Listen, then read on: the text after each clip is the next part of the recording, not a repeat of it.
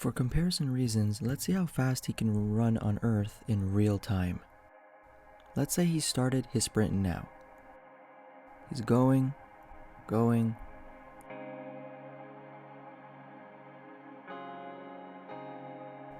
done. 100 meters in 9.58 seconds in real time. Keep this number in mind because we'll go through the other planets in our solar system too. Let me go through a few things first so we're on the same page. Usain Bolt, the greatest sprinter of all time, ran 100 meters in 9.58 seconds. Now that is crazy fast. If Usain Bolt was on other planets and was able to run without a spacesuit, how long will it take him to run 100 meters? Will it be different? Yes, of course. Planets can have different gravitational accelerations, which will affect the way you run. Of course, gravity will not be the only thing affecting your run. Things like the atmospheric conditions, landscape, temperatures, and ground friction will also have an effect on the run. Now, of course, even if Usain Bolt was able to go to another planet and sprint there, he would have to do it in a spacesuit of some sort, which will affect his performance. But for this video, I will make the assumption that Usain Bolt will not be wearing a suit to slow him down, so that it will be easy to compare with running on Earth. Please note, this video and the solutions I give are not exact. They are made from many assumptions, but you will get an approximation. I will not go too deep into the physics and maths of this because that will take too much time. Instead, I'll just state the key points of all of this.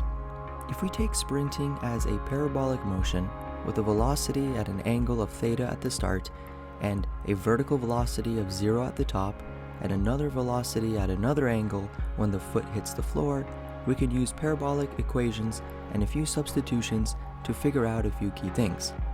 It starts to get even more complicated when we have to take into account the force he exerts on the ground, so we need to use force as a variable. Also, this force will decrease over time because he will get tired as time goes on. So this has gotten very complicated very fast. So we need to make some assumptions to ease the calculations. We can calculate how long it will take for Usain Bolt to complete one stride and also how long each stride is. With this, we can estimate how long it will take him to run a full 100 meters. So let's begin. We will go through the actual run time together, starting from the slowest time. Since no one can run on gaseous planets, I'll still include them, but under the major assumption that we put a solid runway for Usain Bolt to run on. I know that sounds ridiculous, but let's just go with this assumption. These are estimations after all. Hope you enjoy.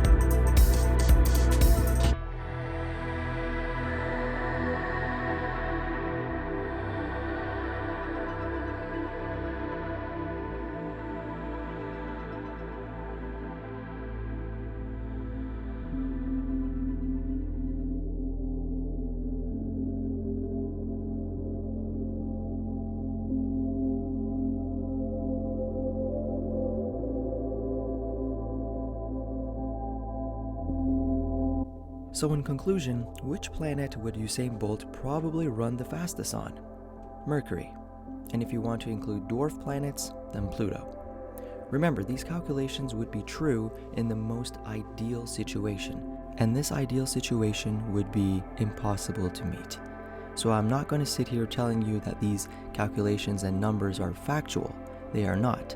This is very important because it is almost always true that calculations differ from reality. Not only that, sprinting on a different planet would take a long time to get even used to. Your body will not fall to the ground like it usually does on Earth.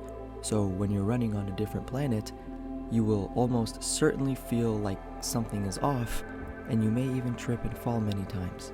If you thought someone running 100 meters in less than 10 seconds is fast, imagine Usain Bolt running 100 meters on Pluto in 2.41 seconds. Hope you enjoyed this insanely theoretical video. I'll talk to you in the next one. Take care.